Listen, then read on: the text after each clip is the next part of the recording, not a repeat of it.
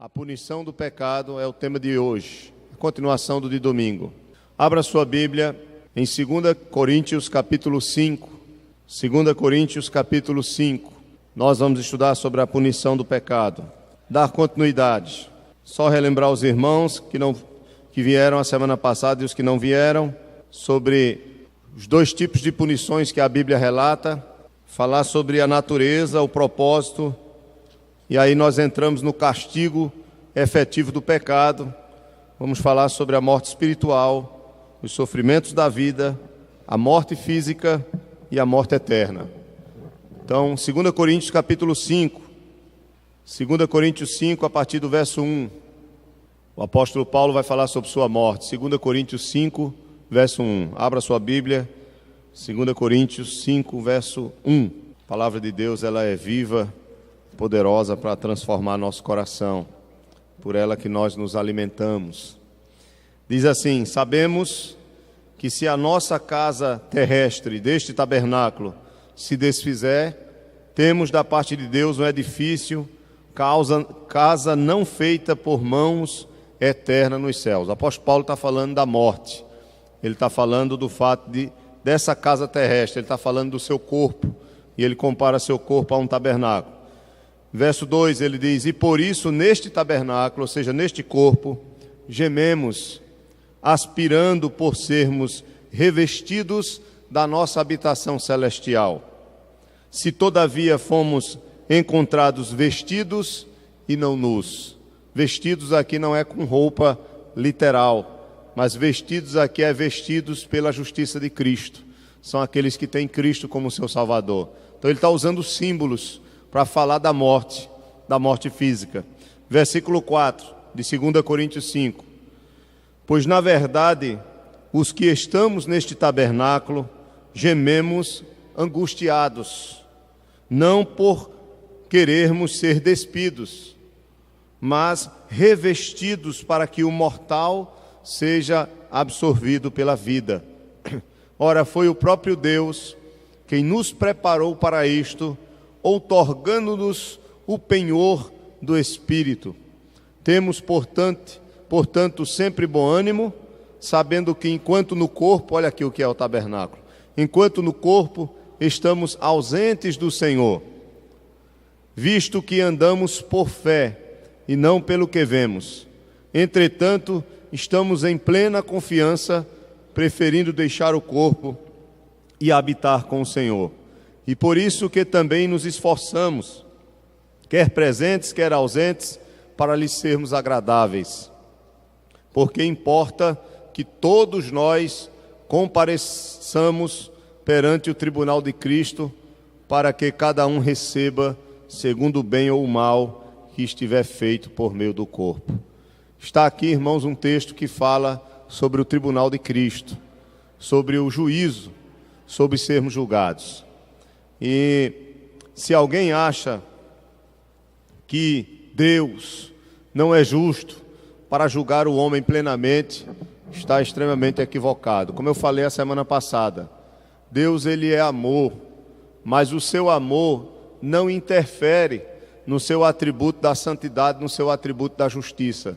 Deus vai nos julgar e nós só seremos livres do juízo eterno ou do castigo eterno, porque Cristo já foi julgado e punido em nosso lugar.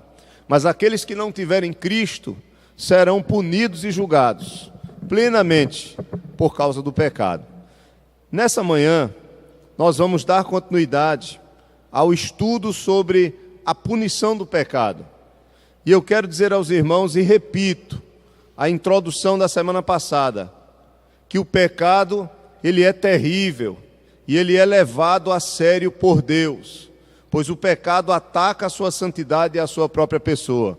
Lembram de 1 Pedro capítulo 1, verso 16?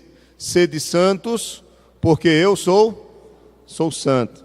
Então Deus não pode deixar de punir o pecado por causa da sua santidade. A santidade permeia todo o seu ser, e a santidade de Deus exige que ele haja com justiça contra aquilo que o fere, contra aquilo que fere a sua santidade. Então, se o homem peca contra Deus, Deus não pode deixar de julgá-lo, porque Ele não pode deixar de ser fiel para com o que Ele é, para com o que faz Ele ser o que Ele é, o próprio Deus. Então não tem como Deus deixar de punir o pecado, porque Ele é Deus. Se Deus não pune o pecado, Ele não é justo. Por isso que Ele enviou Cristo para nos salvar, porque como Deus pode nos dar vida e ao mesmo tempo nos punir com a morte? Se o salário do pecado é a morte, então como Deus pode nos dar vida se Ele tem que nos punir com a morte? A única maneira de Deus nos dar vida e ao mesmo tempo punir o nosso pecado é levantando um substituto que não tenha pecado. E essa é a mensagem do Evangelho, e esse é o porquê de Cristo ter vindo morrer por nós. Isso os irmãos já sabem, né, claramente. Infelizmente, muita gente está na igreja evangélica, faz parte da igreja evangélica, mas não entendem porque Jesus Cristo morreu por suas vidas. Não entendem porque Jesus Cristo veio morrer por eles. Se você perguntar por que Jesus veio morrer por você, aí eles vão responder o seguinte: não, porque Ele me amou. Ora, é claro que Ele amou, mas a razão da morte de Cristo por você não é somente o amor, é a justiça. É o fato de Deus precisar punir o pecado e te salvar, porque só te amar não é o suficiente. Se Ele te amou, então como Ele poderia te salvar e colocar em prática esse amor, salvando a sua vida e ao mesmo tempo sendo justo para com a sua própria santidade, enviando o seu Filho sem pecado, que não merecia juízo nenhum, para assumir legalmente os nossos pecados. E aí o próprio Pai pune os nossos pecados na pessoa de Jesus Cristo, para que por meio dele nós sejamos perdoados e sejamos salvos. A maneira que nós recebemos a Cristo é por meio da fé. Só que a Bíblia, ela fala pelo menos de dois tipos de punições: as punições naturais e as punições positivas. Quais são as punições naturais? Eu gostaria que você abrisse sua Bíblia no Salmo 94, verso 23. Só dando um resumo rápido. Punições naturais. Salmo 94, verso 23. Amém? Salmo 94, desculpa. Salmo 94, versículo 23. Salmo 94, versículo 23, diz assim a palavra do Senhor: sobre eles faz recair a sua iniquidade, e pela malícia deles próprios os destruirá. O Senhor nosso Deus os exterminará. Provérbios, capítulo 5. Então, a Bíblia ela vai relatar o fato de que o pecado que é plantado, esse pecado ele também é colhido. É a ideia da lei da semeadura, de que o próprio Deus estabeleceu. E de que pela sua misericórdia, às vezes a semeadura ela não corresponde à quantidade de pecado que nós plantamos. Dentro dessa ideia de pecados, de punições naturais aos pecados. Eu vou explicar melhor isso a vocês. Provérbios 5, 22. Alguém pode ler? Muito bem. Quanto ao ímpio ou quanto ao perverso, as suas iniquidades o prenderão, e com as cordas do seu pecado será detido. Veja, a ideia aqui é de que há uma punição que os estudiosos chamam de natural ao pecado, que nós mesmos cometemos. Então, aquele que pratica o mal, ele vai colher o mal. Aquele que planta o mal, ele vai colher o mal. Agora é lógico, pela misericórdia de Deus, pela graça de Deus, se forem usados os meios de graça, como por exemplo a oração, se essa pessoa se converte, então passa a ser um filho do Senhor, pode ser que essas punições naturais, elas sejam aliviadas. É isso que Davi vai falar, que o Senhor não nos trata conforme as nossas iniquidades, por causa da sua misericórdia. Agora ele está falando para servos de Deus. Mas nós sabemos que se o homem escapa, ou se ele não colhe totalmente o que ele tem plantado nesta vida, nós sabemos que há um dia em que Deus reservou para julgar, que nós chamamos do dia do juízo final, a Bíblia chama o dia do juízo final. Mas como nós estamos estudando sobre punição, eu só quero que vocês possam diferenciar aquelas punições que são naturais, que é uma consequência do seu pecado. Então, se a mulher é uma má esposa, se o marido é um péssimo esposo, ele vai colher consequências de suas ações. Se você é um mau administrador daquilo que Deus tem colocado nas suas mãos, das bênçãos que Deus tem colocado materiais em suas mãos, você vai colher consequências disso. Se você passa a sua vida, seus pais dizendo, olha, estude, se esforce, e você passa o dia dormindo, você vai colher consequências de suas atitudes. Se você passa a vida toda fumando, a vida toda bebendo, a vida toda estragando a sua saúde, você vai colher isso no futuro. Pode ser. Aí diz alguém, não, meu pai ou meu avô, não sei quem, passou a vida toda bebendo, fumando e morreu com 100 anos. Isso é algo muito raro, isso é a exceção, e mesmo assim é misericórdia e a graça do Senhor. Mas o natural é que haja sempre uma consequência negativa, ruim, relacionada àquilo que é feito de mal. Na velhice, nós colhemos o que plantamos na nossa juventude. É claro que existem também exceções nisso. Pode ser também que a pessoa tenha cuidado da sua saúde, tenha sido um bom administrador, tenha sido um bom esposo, um bom pai, enfim. Ele vai colher muitas coisas boas? Vai. Mas pode ser que morra cedo. Pode ser que na determinação divina, como diz o Salmo 139, os seus dias sejam dias curtos e não dias longos, pela vontade soberana do Senhor.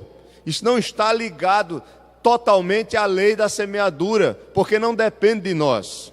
Existe a lei da semeadura para que a nossa vida seja uma bênção, entendam, que é estabelecida por Deus, mas acima da lei da semeadura existe também a soberania do Senhor em realizar os seus propósitos e os seus planos. Não sei se os irmãos estão me entendendo claramente. Veja, as punições naturais são aquelas que nós chamamos de a gente colhe o que planta. E, infelizmente, irmãos, nós sabemos, infelizmente não, é felizmente, porque nós precisamos disso, ou o pecado precisa disso para ele ser freado. Tá? Um segundo tipo de punição é aquela punição mais direta. É o que chamam os estudiosos de punições positivas, que estão ligadas, quando o pecado está ligado. Todos nós já somos pecadores diante de Deus, mas essas punições que são chamadas de positivas, elas estão diretamente ligadas à lei do Senhor, não somente às leis naturais, mas à lei moral de Deus, tá? E essa é a penalidade do pecado, que nós vemos Deus agindo diretamente, punindo o homem diretamente, porque ele foi ferido, a sua santidade foi ferida. É isso que acontece no Éden. É isso que acontece no Éden. No dia em que da árvore do conhecimento do bem e do mal comerdes, certamente morrerás. Não seria algo natural, seria uma punição direta de Deus para com o homem. A morte é o salário do pecado, e é uma punição direta do próprio Deus para com o homem. É a punição plena, justa contra o pecado. Então vamos caminhando, vamos vendo só alguns casos específicos aqui. Vamos lá para Números 15, 31. Livro de Números, capítulo 15, verso 31. Então, as punições naturais são aquelas que são consequências inevitáveis do pecado. As punições positivas são aquelas que estão ligadas diretamente à lei e que Deus age diretamente punindo o homem. É Ele diretamente. Embora nas naturais seja Ele também, mas indiretamente. Não sei se está ficando claro isso para vocês. Vamos lá. Punições positivas. Números 15, 31. Alguém pode ler? Eu estou mais rápido aqui, porque a gente já deu essa aula semana passada. Eu não quero... Então veja, existia uma lei, se essa lei fosse quebrada, a pessoa que quebrava essa lei violava, desprezava a palavra do Senhor, violava os mandamentos de Deus, e sobre ela o quê? Vinha uma punição, por causa do quebrar a lei. Então se você quebra diretamente a lei, você é punido diretamente pela ação divina. Diga, minha irmã. Oi? Sim. Sim, também. A irmã está perguntando o caso de Uzá, né? Que tocou na Arca da Aliança quando estava sendo levada para Jerusalém por Davi. Ali foram vários erros foram cometidos. O primeiro é que só quem podia carregar a arca eram os levitas. E Davi não levou isso em consideração. Davi não consultou o Senhor, não consultou a palavra do Senhor. Então ele colocou a arca em cima de uma carroça de bois. Pegou a arca, colocou numa carroça de bois, os bois foram levando a arca, e as pessoas iam ao redor festejando. Uzá não era levita, porque só quem podia cuidar das coisas do Senhor, relacionadas ao culto ao Senhor, eram aqueles que tinham sido separados pelo Senhor para isso. Então Deus tinha estabelecido, tinha dado uma lei. Davi não respeita nada disso, simplesmente quer fazer as coisas com o coração, né? Sabe, de todo jeito. Sabe esses cultos que tem, que a pessoa diz, não, mas a gente faz com amor, que hoje tem culto de todo jeito, né? Mas o culto ao Senhor, ele é prescrito. O culto deve ser conforme Deus quer e não como nós queremos. Deus não aceita o culto simplesmente porque você diz, não, eu quero cultuar. Aí você vê igrejas que parece um show, onde tem, eu não sei porquê, tem dança, é balé, é tudo, tem tudo. Aqui já teve isso, infelizmente. Graças a Deus que a gente amadureceu e não tem mais. Para quê? Isso não tem nada a ver com o culto ao Senhor. Mas Davi dançou, pastor, dançou na rua. Veja se Davi dançou no templo, no momento do culto solene ao Senhor. Ele dançou no meio da rua. No meio da rua você pode dançar, não tem problema. Mas não tem nada a ver isso com o culto ao Senhor, porque o culto nós não fazemos como queremos, irmãos. O culto é prescrito por Deus. É Ele quem diz como quer ser cultuado, é Ele quem diz como aceita o nosso louvor, como aceita a nossa adoração. E qual é a centralidade do culto? Qual é a centralidade do culto? As Escrituras. Aí você diz, não, é o louvor nem existia. O louvor só passou a existir no templo quando Davi constituiu levitas para tocarem, para cantarem. Antes não existia músicas. Era só a leitura da lei e os sacrifícios. Mas o sacrifício ele já foi feito, e o que representa o sacrifício é o sacramento da ceia. Então, o culto ele deve envolver a palavra, porque na palavra Cristo é revelado, os sacramentos que eu falo, a ceia e o batismo, né? Sacramento não no sentido de salvar, mas ordenanças no sentido, é chamado de sacramento também porque neles nós confirmamos sempre uma aliança com Deus, a aliança que nós temos com Deus, e a palavra, os louvores, porque nós cantamos, é comum a igreja cantar, porque os salmos passaram a ser o inário da igreja do Antigo Testamento, o inário da igreja do Novo Testamento passou a ser os salmos, mais alguns outros hinos que a igreja do Novo Testamento criou, e nós cantamos ao Senhor. O ofertório faz parte do culto também. Você vê Jesus Cristo lá com os apóstolos no templo, havendo ofertório, ele contemplando e orientando os discípulos em relação a isso. As orações, nada mais. Ah, pastor, mas isso não é por causa daquela época, não. Não, isso é instituição, é prescrição, é o que é prescrito para o culto. Aí você vê no culto, tem os caras dançando funk hoje em algumas igrejas, é escola de samba, é dança não sei de quê, é dança do ventre, é não sei de que mais lá, tem de tudo, tem tudo. Desculpe, irmãos, eu estou aqui botando um pouquinho para fora a minha indignação com algumas coisas que eu vejo. Tem de tudo, é show, ou é só música. Então se perde a centralidade do culto, porque quem é a pessoa que é adorada no culto? É Cristo. E como é que Cristo é revelado? Na palavra. Examinar as Escrituras, porque elas testificam de mim. Se não tiver palavra, não tem Cristo, não tem Deus. Agora, em casa, aí você pode glorificar a Deus, quer dançar para o Senhor, aí você dança para o Senhor, é você sozinho, na sua liberdade, na sua intimidade, quer saltar para Deus de alegria, aí é diferente, né? Mas no culto solene tudo deve ser ordenado, porque a palavra de Deus precisa ser plantada no nosso coração. Se você vai para um culto onde ninguém consegue compreender o que as Escrituras dizem, o que as Escrituras dizem, as pessoas entram, colocam para fora, é como um campo de futebol. Eu já digo isso a vocês, tem culto que é como um jogo de futebol, onde está a torcida ali. A psicanálise chama isso de catarse. É uma catarse. Sabe o que é uma catarse? É quando você bota para fora e extravasa suas emoções. Você chega no culto, eita, é aquela gritaria, aí você grita também, bota tudo para fora, pula, salta, chora, acha que Deus está falando com você, chora, é aquela coisa, pula, cai no chão, desmaia, sai da igreja, aí você faz a pergunta, em que sentido você aprendeu hoje a palavra e colocar em prática na sua vida? Ah, mas eu saí aliviado. Claro, vá para um jogo de futebol, assista um jogo e grite contra o time ou a favor do time, você vai sair aliviado.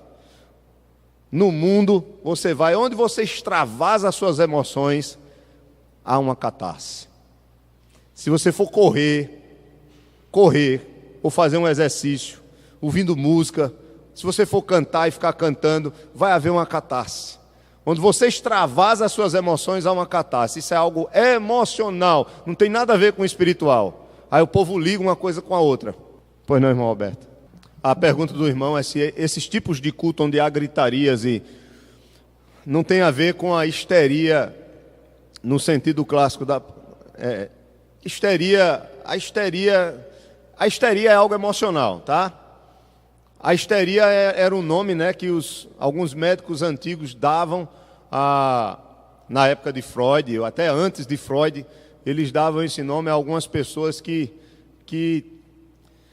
tinham alguns distúrbios emocionais, né? E tinham alguns problemas no seu próprio corpo. Demonstravam esses distúrbios emocionais, na maioria das vezes relacionados ao sexo, né? A histeria está ligada a isso. E passou a ser um nome depois usado para gritarias e para qualquer outra coisa aí.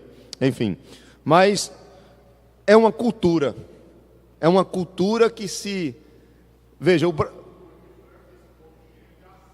Também. A cultura do brasileiro, veja bem, nós temos três matrizes culturais: a europeia, a africana e a indígena. Então, o nosso país, pela sua própria raiz, ele já nasce culturalmente místico. Ele tem os índios, com todo o seu misticismo, tem os negros que trazem, não estou falando a palavra negro aqui no sentido pejorativo não, tá? Mas tem no sentido racial, cultural. Então tem os negros africanos que trazem a cultura africana com seus deuses, e tem os europeus que vêm e que implantam a Igreja Católica. Veja, o nosso país, o brasileiro, ele é diferente de outros povos no sentido dele expor muito mais o que ele está sentindo emocionalmente, de extravasar, ele é muito mais disso. As igrejas evangélicas, antes, se você é mais velho aqui, eu não tive essa oportunidade de frequentar igrejas evangélicas, o irmão Roberto também é novo, né? Mas antes da década de 60, se você frequentou igrejas evangélicas antes da década de 60, até mesmo as igrejas pentecostais, porque não existiam as neopentecostais ainda, como a Assembleia de Deus e outras igrejas, o culto ele era algo muito mais sério, muito mais centrado na palavra, muito mais voltado para as Escrituras. Era algo muito mais... Aquele texto que diz que nós devemos sacrificar a Deus o nosso corpo como sacrifício vivo, santo e agradável, e esse é o nosso culto racional. A palavra racional ali é espiritual. Esse é o nosso culto espiritual, ou seja, uma vida toda dedicada ao Senhor. Mas o culto ao Senhor, no momento solene, no momento de adoração, ele deve ser, todos os nossos sentidos devem ser usados para a glória de Deus, para a adoração ao Senhor e para aquilo que Deus quer falar conosco. Nada deve atrapalhar isso. É isso que Paulo fala aos Coríntios. A igreja dos Coríntios tinha caído nesse frenesi de um culto onde todo mundo queria falar ao mesmo tempo, queria usar os seus dons, e era uma loucura. Paulo diz, olha, se entrar um ímpio aí no meio de vocês, ele não vai entender nada, ele não vai nem conseguir dizer o amém, porque ele não entende nada. Mas o povo aqui, criou essa cultura nas igrejas. Aí veio os neopentecostais, os neopentecostais começa com aquelas igrejas, a Universal do Reino de Deus, e hoje em dia é um monte de igrejas aí que com expulsão de demônios, com a série, dando ênfase à cura, a essas coisas, e o povo passou a acreditar nisso. Aí você diz, espera aí, pastor, mas Deus não cura? Cura. Mas Deus, para curar você, Ele não precisa de nada. Ele não precisa de nenhuma papagaiada de pastor, de nada, de ninguém. Ele não precisa de você vir na frente para orar por você, nada. Quando Ele quer lhe curar, Ele lhe cura e pronto. Você ora, Ele lhe cura e a glória é para Ele, somente para Ele. Quando Deus cura o homem, eu não estou dizendo que a gente não pode chamar os irmãos que estão doentes, porque a Bíblia diz orai uns pelos outros. A gente pode orar. Agora, usar isso como propaganda de igreja e como propaganda de pastor ou de ministério tal e tal, isso não tem sentido. Só que é difícil, porque eu estou falando isso aqui para vocês, eu sei que é difícil quando a gente está absorto, ou absolvido por essa cultura de que o poder de Deus é derramado quando há aquela euforia no culto. O poder de Deus, irmãos, ele está sendo derramado na igreja quando há santidade de vida. Aí sim. Você quer saber quando você realmente está cheio do Espírito Santo? É quando o fruto do Espírito começa a se evidenciar na sua vida. Você pode pular, saltar, falar a língua do que você imaginar, que isso não significa nada se na nossa vida não for mudada. Você sabe que alguém está cheio do Espírito quando a vida dessa pessoa começa a ser uma vida em que ela procura glorificar a Deus em tudo que faz. Santidade. Aí não adianta, veja, e o que é que transforma a nossa vida? É a oração e a palavra. Então não adianta, irmãos, olha, poderíamos aqui na nossa igreja, como em algumas igrejas, criar uma série de coisas para atrair as pessoas. Como o pastor Paul Washer diz, se você usar coisas mundanas na igreja, você vai atrair muitas pessoas mais mundanas. Mas se você usa a palavra ou as coisas divinas, você vai atrair quem realmente só quer isso. Quem só quer isso. Então, essas coisas nós precisamos pesar. E essa questão das igrejas pentecostais e neopentecostais se tornou uma cultura realmente em que os pastores vão copiando, por não terem conhecimento da palavra, vão copiando os outros. Porque na igreja tal, frequentam a igreja, conversam com um colega, na minha igreja nós fazemos isso. E aí eles vão copiando uns aos outros, ou vão criando outras coisas para entreter o povo, para cativar a mente do povo. E o pior, viu, irmãos? Para persuadir as pessoas, para escravizar as pessoas a si mesmos, porque essa é a função do falso mestre, ele escraviza as pessoas a ele. A função do bom mestre é levar as pessoas a serem escravas de quem? De Cristo, e não dele. Mas o falso mestre, ele cativa as pessoas a si mesmo. Enquanto que aquele que ensina as Escrituras, ele sabe que as pessoas vão ser levadas a quem? Ao temor e à obediência a Cristo. Ele não está preocupado das pessoas, é porque está na palavra. Então, irmãos, isso é muito sério. Então, falando de usar, o caso de Davi foi esse. Vamos lá, vai ter dança, vai ter festa, vai ter tudo. Pega a arca, coloca lá, olha, negócio de levar na mão a arca, é longe. É muito alta, a cidade de Jerusalém fica numa montanha.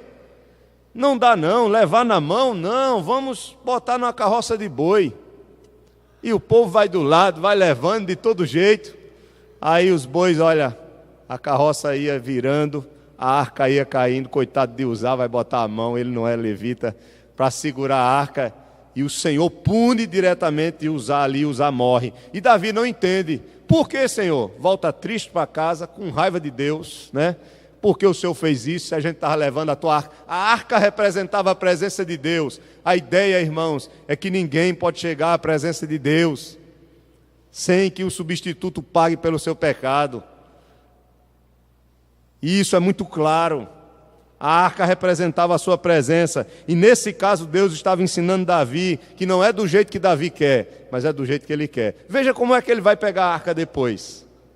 Ele vai consultar as escrituras, ele pede a orientação dos sacerdotes. Na lei está escrito assim. Aí quando ele faz tudo certinho, conforme está prescrito, não tem problema nenhum. Estão entendendo, meus queridos irmãos? Então não se iludam com o que vocês veem e o que ouvem, porque o poder de Deus, quando ele é derramado numa igreja ou na vida do seu povo, a característica principal que vai haver é transformação, é santidade de vida, é desejo pelas coisas de Deus. Vocês já ouviram falar na história de um missionário alemão que foi ser missionário lá em Gana? Nunca ouviram falar, não? Ele foi ser missionário entre uma tribo, tem várias tribos lá em Gana, e a tribo dos Zulus, já ouviram falar? Existe um livro escrito sobre isso, o avivamento entre os Zulus. Ele foi pregar, ele se sentiu chamado por Deus para missões, eu não me lembro da história com detalhes, mas ele foi, não foi em Gana não, foi na África do Sul. África do Sul.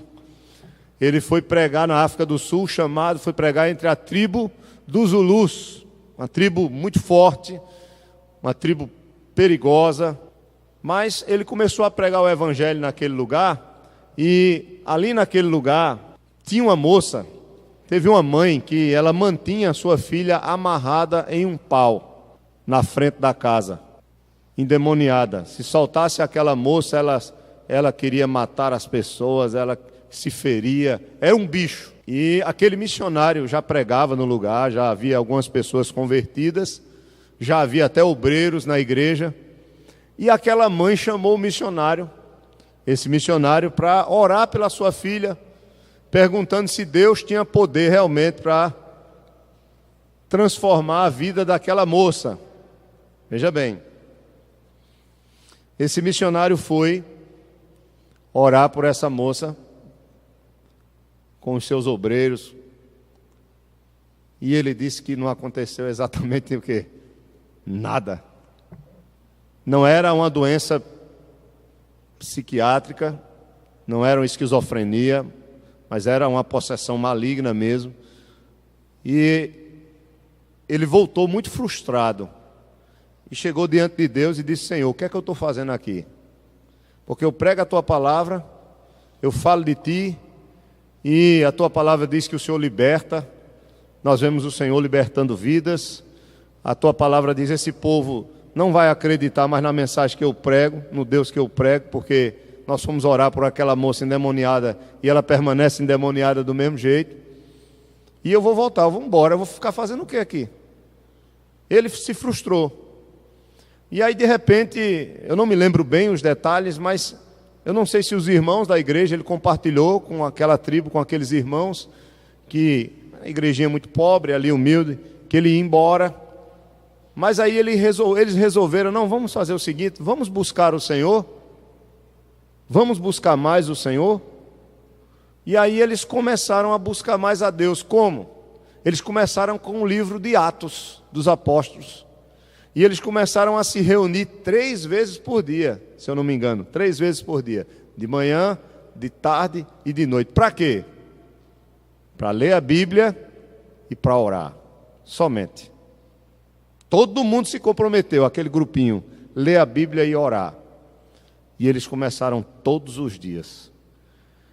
O poder de Deus se derramou na vida daqueles irmãos de uma maneira tão poderosa que eles voltaram àquela moça, oraram por aquela moça foi totalmente liberta, se tornou membro da igreja, crente, a mãe dela se converteu. Houve um avivamento naquela tribo dos Zulus, uma obra tremenda, muitas vidas, feiticeiros, feiticeiras se converteram. E essa obra impactou ali a África do Sul, essa tribo e até as gerações futuras. Foi como um avivamento também que aconteceu entre os morávios, em que eles resolveram começar a orar sem parar. Já ouviram falar na oração dos 100 anos? Eles começaram, um grupo, uma família, e resolveram começar a orar, cada um ter um tempo de oração, cada um ser fiel ao seu tempo, naquele horário, e não haveria nenhum tempo sequer em que aqueles irmãos, durante o dia, alguém não estivesse orando. Pela igreja, pelos irmãos, pela vida de cada um. É como se nós fizéssemos aqui um relógio de oração, estão entendendo? Eu oro de 1 a 1h30 da tarde, outro irmão ora de tal hora a tal hora, e a gente pode fazer isso, é algo interessante. Então Deus derramou um avivamento tão grande no meio daquele povo, que eles foram os maiores missionários de todos os tempos. Os morávios alcançaram o mundo pregando o evangelho. Eles se vendiam até como escravos para outros povos, para pregar o evangelho a outros povos. É brincadeira isso, irmãos? Aí nós queremos ver o poder de Deus sendo derramado com gritaria, com glória a Deus e aleluia. Não estou dizendo que você não pode dar glória a Deus e aleluia, não. Você pode dar, sim, com certeza.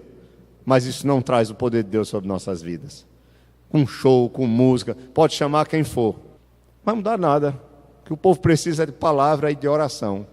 Porque se a palavra de Deus não nos atrai, então nós precisamos clamar a misericórdia do Senhor pelas nossas vidas. Diga, minha irmã, olha aí que bênção, está livre. Está ouvindo a irmã?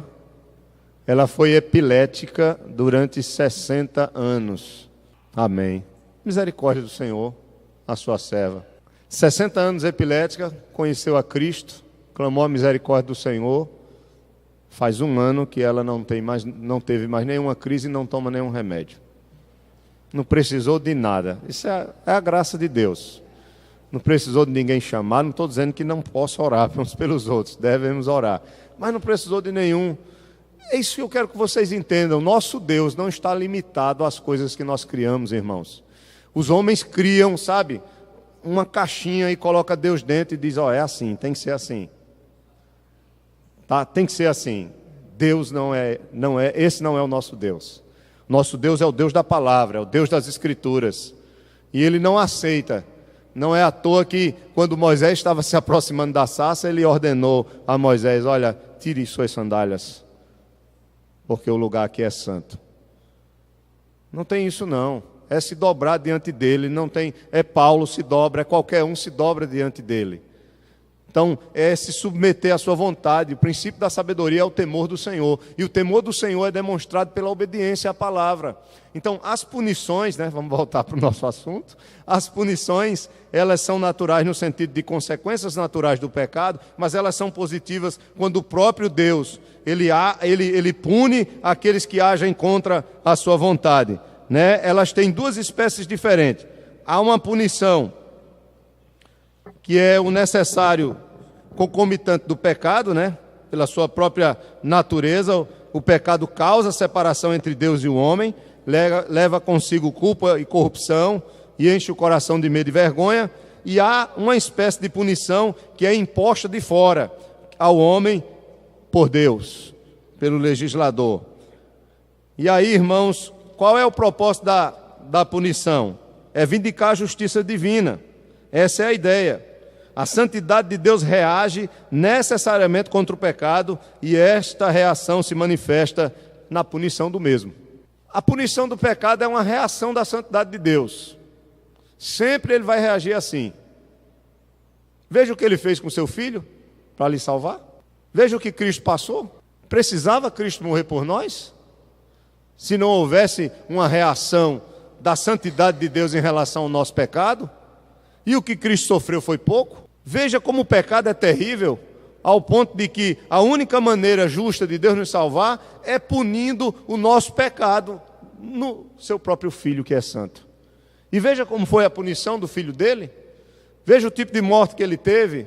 Não, foi só o sofrimento físico? Não. Ele sofreu em qualidade a morte eterna.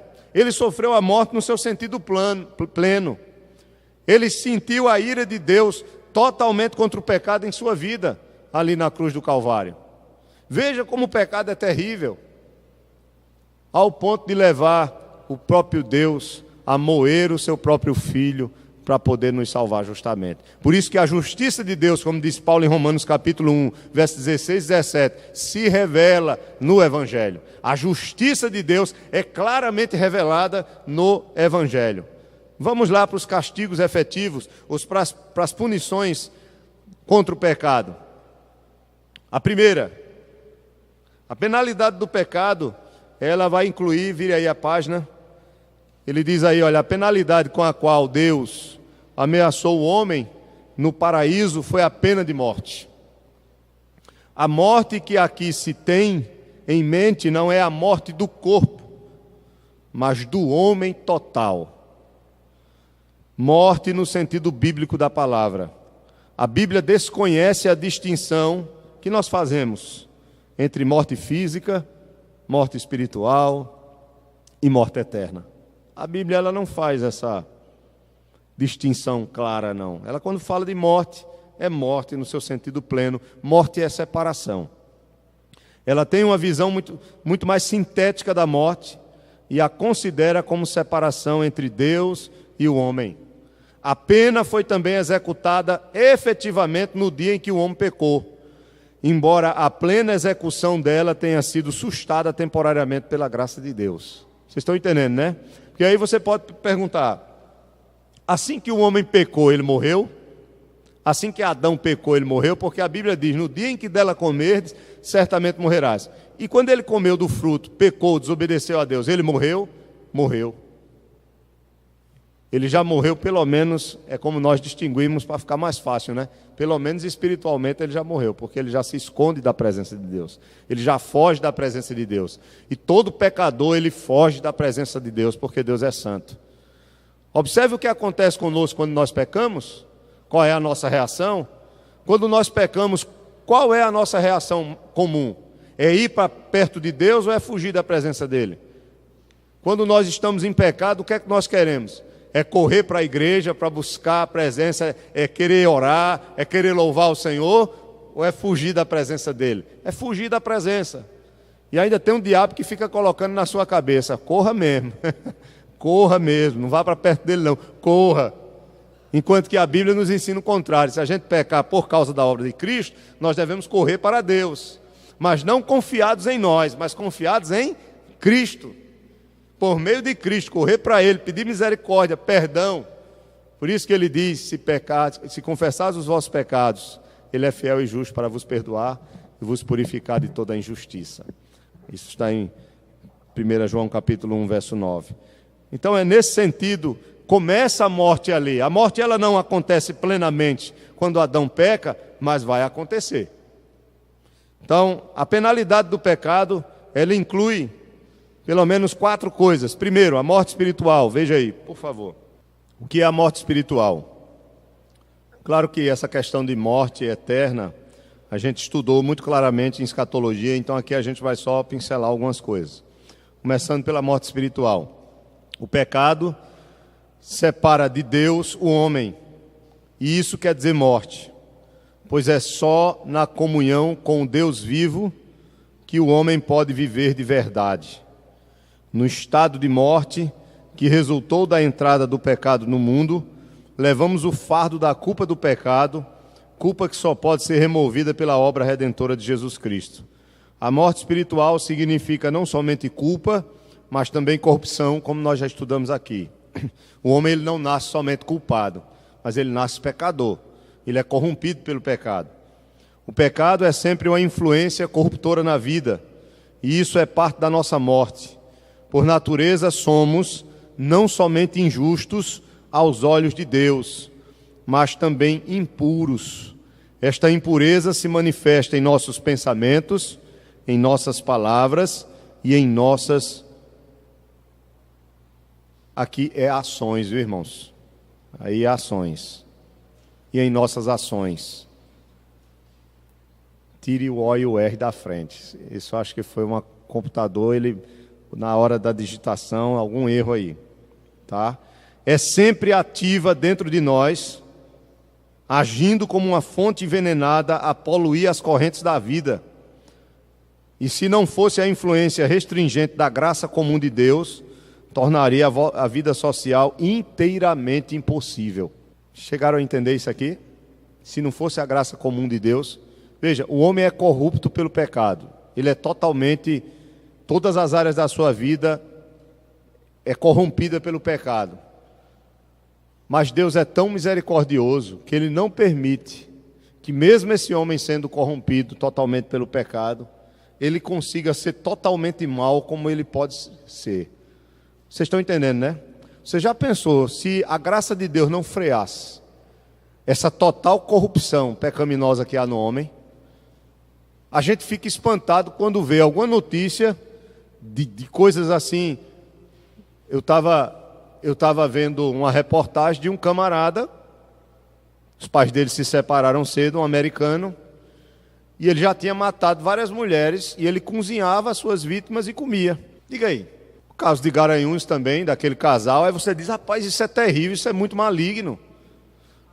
Você viu agora numa missa que houve em Campinas, numa catedral, ainda bem que a igreja não estava cheia, tinha pouca gente, o camarada estava com a pistola e com 38, se levantou, quem estava atrás dele, ele saiu disparando. 5 pessoas morreram na hora. 5 pessoas morreram na hora. Depois ele se suicidou.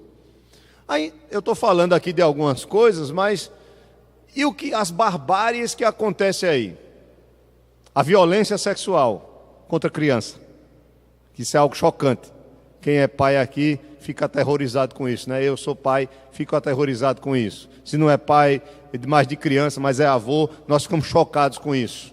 E o que acontece na África, que a gente nem sabe, os crimes de guerra, a violência contra as mulheres, contra as crianças, as barbáries que já existiram e que existem. Veja, isso faz parte da corrupção pecaminosa no homem. E a gente fica chocado. Imagine se o homem pudesse ser tão mau quanto a corrupção pecaminosa que há no seu coração é capaz de levá-lo a ser. Ele não é totalmente mau como ele poderia ser, porque Deus, na sua graça comum, que não é a graça salvadora, mas na sua graça comum de dar sol e chuva a bons e maus, Ele sustenta, Ele freia, Ele segura, porque senão nós não conseguiríamos viver. Você ia sair na rua aí, e hoje em dia está cada vez pior, né? A gente sai na rua e sai assustado. E é porque o homem não consegue ser totalmente mal como ele poderia ser. E a gente fica assustado. O irmão vai pegar a filha dele, vai esperar, não vai? Por quê? Confia de deixar ir sozinha para casa andando? Eu não confio, você não confia. Porque nós sabemos que o homem é corrupto pelo pecado, ele é mau. Nós sabemos do que ele é capaz de fazer, a maldade que há no homem. Aí você vê as drogas, você vê a violência, você vê as armas, você vê tudo que existe que o homem tem fabricado. Não somente para descer. Foi em Campinas, isso, lá. Ok? Então, isso é uma consequência, irmão Gilberto, do pecado, da morte espiritual do homem. Que a verdadeira vida está na comunhão com Deus. E o homem só pode ter de volta essa comunhão com Deus ou essa vida por meio agora de quem? De Cristo. Por isso que ele diz, eu sou o caminho, a verdade e a vida. Ninguém pode ter uma nova vida se não nascer de novo, se não nascer do alto. Se Deus não gerar essa nova vida no seu coração por meio do seu poder salvador. Então a morte espiritual, irmãos, causa isso. Ponto 2. Os sofrimentos da vida é outra consequência do pecado. O pecado produziu distúrbios em todos os aspectos da vida do homem. Sua vida física caiu presa de fraquezas e doenças. É ou não é verdade? Está claro ou não está? Você acha que Adão adoecia era antes do pecado? Se Adão sofria algum distúrbio psicológico, alguma coisa. Veja hoje, a quantidade de gente perturbada, atribulada, não somente hoje, mas sempre teve, porque é consequência dos males que sobrevieram sobre o homem por causa do pecado. Então, a sua vida física caiu presa das fraquezas e doenças, sua vida mental ficou sujeita a perturbações angustiantes, que muitas vezes o privam da alegria de viver. Sua própria alma veio a ser um campo de batalha de pensamentos, paixões e desejos conflitantes. A vontade se recusa a seguir o julgamento do intelecto. Aquilo que eu sei que é bom e que eu penso em fazer, eu não consigo fazer. Muitas vezes, paixões, desejos conflitantes, né? As paixões se mantinham sem o controle de uma vontade inteligente. E não só isso, mas com um homem, por causa dele, toda a criação ficou sujeita à vaidade e à escravidão da corrupção. Os males da vida. Por que nós sofremos? Por causa do pecado original. Agora, quando conhecemos a Cristo, e por sermos de Cristo, e por sermos de Deus, os sofrimentos em nossa vida passam a ter outra função. Vocês estão entendendo, né? Deus vai usar os sofrimentos na vida de seus filhos para discipliná-los, para tratar com eles, para protegê-los, para levá-los a amadurecer, para levá-los a viver por fé, para levá-los a depender dele. Estão entendendo, né? Então, eu sofro no mundo que jaz no maligno, no mundo tereis aflições, estou nesse mundo que sofre consequências do pecado, mas agora, como um crente em Cristo, essas consequências elas podem ser diminuídas na minha vida, podem ser abrandadas, ou se Deus permite que alguns males ou tragédias me acometam, eu estou guardado com Ele, eu estou seguro nele, porque a minha vida não somente é aqui, mas Ele já me deu aquilo que o homem perdeu por causa do pecado, Ele me deu por causa do seu Filho, a vida eterna. Os irmãos estão entendendo, né? Nós, por sermos crentes, não estamos isentos de tragédias. Nós, por sermos crentes, não estamos isentos de passar por grandes dificuldades, por termos grandes enfermidades, por perder um filho, ou uma filha, ou um parente querido, ou uma mulher crente perder seu esposo, ou um esposo crente perder a sua esposa. Não estamos isentos disso, mas estamos com o Senhor. Quer morte, quer vida, tribulação, qualquer coisa, nada nos separará dele. É aí onde está a diferença. Estamos unidos a Deus por meio de Cristo, e nada pode nos separar. Agora, aqueles que estão sem Cristo e sem Deus, aí, irmãos, o caminho é para que a plenitude do castigo e da punição aconteça em suas vidas. E nós vamos chegar nela, que é a morte eterna, né? Passando pela morte física, estando morto espiritualmente, a pessoa já entra num estado de morte eterna. Veja, a morte física é o terceiro.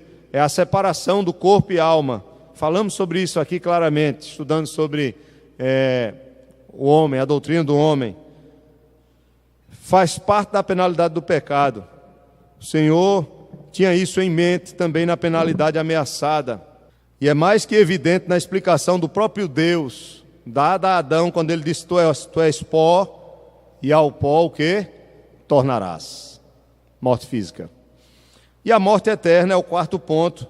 Esta pode ser considerada como a culminância e a consumação da morte espiritual. Morte não é separação? A morte eterna é uma separação eterna da presença de Deus. As restrições do presente desaparecem e a corrupção do pecado tem a sua obra completa. O peso total da ira de Deus desce sobre os condenados e isso significa morte no sentido mais terrível da palavra. Abra sua Bíblia em Apocalipse capítulo 20. Nós vamos encerrar com esse texto. Apocalipse capítulo 20, verso 11 ao 15. O juízo final. Apocalipse capítulo 20, verso 11. Vi um grande trono branco, e aquele que nele se assenta, de cuja presença fugiram a terra e o céu, e não se achou lugar para eles. Vi também os mortos, os grandes e os pequenos, ou seja, os ricos e os pobres, postos em pé diante do trono.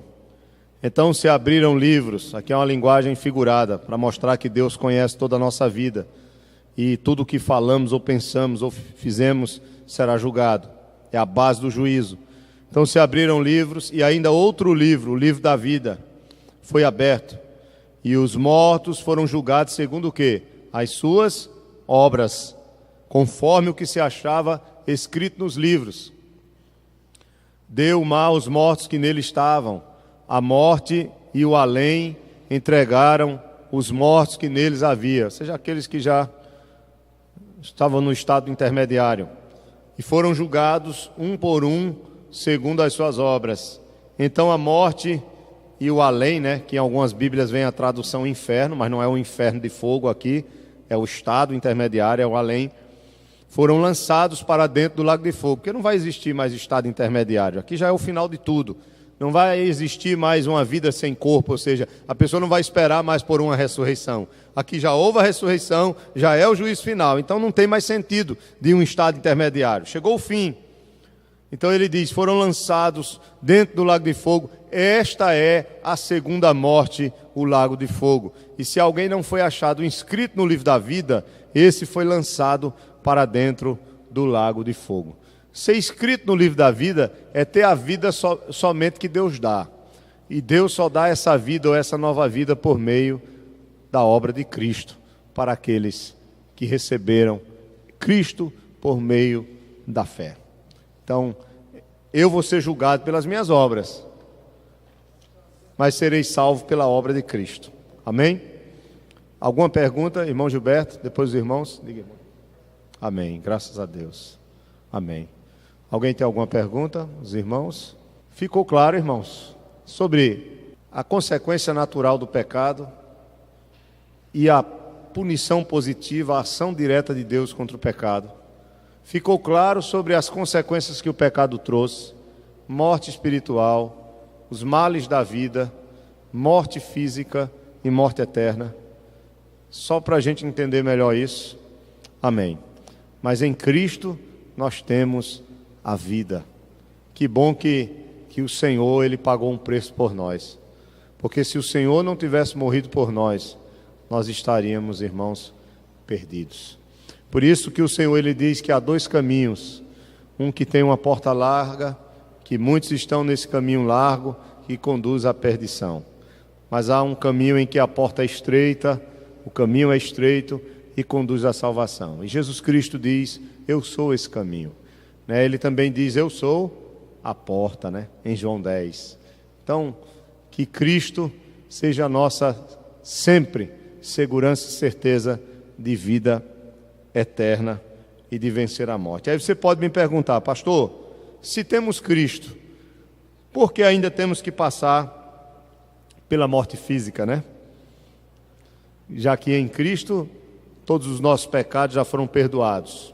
A morte física, para os que estão em Cristo, ela perde o poder de maldição contra o pecado. E ela passa a ser o meio pelo qual Deus, na sua soberania, determinou para que nós pudéssemos provar plenamente a vida. Veja, quando Cristo voltar, o que é que vai acontecer com aqueles que são dele? Vão receber o quê? Um novo corpo. Vão ressuscitar. Então, o corpo que é corrompido como consequência do pecado, esse mesmo corpo será ressuscitado como um corpo glorioso. Isso é uma prova de que a morte foi vencida por meio de Cristo, plenamente. Porque até a morte física, que é clara pelo corpo que se decompõe, ou que começa a se decompor, essa separação de corpo e alma, esse corpo que volta ao pó, no dia em que Cristo voltar, ele vai ressurgir pelo poder de Deus e será igual ao corpo do Senhor. Diga, Rodrigo. Oi? A pergunta de Rodrigo, se eu entendi bem, é se há uma possibilidade do crente estar tão consagrado a Deus, dele não morrer, dele ser arrebatado. Não. Na verdade, a única maneira do crente não passar pela morte é se ele estiver vivo ainda quando Jesus Cristo voltar. Aí ele será transformado, ele não terá que ter passado necessariamente pela separação de corpo e alma. E eu não sei nem se essa transformação, como será essa transformação. Paulo disse que será como num piscar de olhos, Mas ele fala de uma transformação. Os que morreram vão ressuscitar primeiro e depois os que estiverem vivos, vão ser transformados. Então, os que estiverem nesse período vivos, eles sim serão transformados. Mesmo assim, eu não sei como se dará essa transformação, Mas assim, essa ideia de que você viveu uma vida consagrada aqui para acontecer o que aconteceu com Elias, isso aí não tem base bíblica, né? Não tem fundamento bíblico, porque, na verdade, a nossa segurança em Deus, ou a própria morte, ela perde esse poder sobre nós de maldição, e se é pela morte ou não, ou se vamos estar vivos como Jesus, quando Jesus voltar, nós estamos seguros com o Senhor. Por isso que Paulo dizia, olha, o texto que nós lemos aqui em 2 Coríntios, eu já preferia deixar esse tabernáculo para estar com quem? Com o Senhor. É essa maturidade que nós precisamos, que nós ainda não temos. Porque quando fala em morte, a gente já treme nas bases, não é verdade? Quando fala em doença, que o cara está com a doença para morrer, a gente já fica assustado, perturbado, porque é a maturidade. Eu falo de mim mesmo. Agora é chegar a uma maturidade em Cristo, de você dizer, olha, aconteça o que acontecer, eu estou com o Senhor, e Ele está comigo. Maturidade que demora, né? Mas essa maturidade nós temos que buscar. Agora é claro, se alguns irmãos creem, né, em serem, né, trasladados, vamos dizer assim, né? Amém, que se consagrem, né? Se consagrem ao Senhor. Mas é muito meritório, né? Usa muita questão meritória em algumas igrejas. Mas, irmãos, busquemos o Senhor, em nome de Jesus, né? Para estarmos firmes, para quando chegar a hora, a gente dizer, Senhor, eis-me aqui, tenho certeza de que o Senhor está comigo e eu estarei seguro com o Senhor. Mas é difícil falar sobre isso, né? Falar sobre morte, porque morte é uma maldição para com o pecado. E realmente é algo terrível. Mas se estivermos em Cristo, estaremos seguros.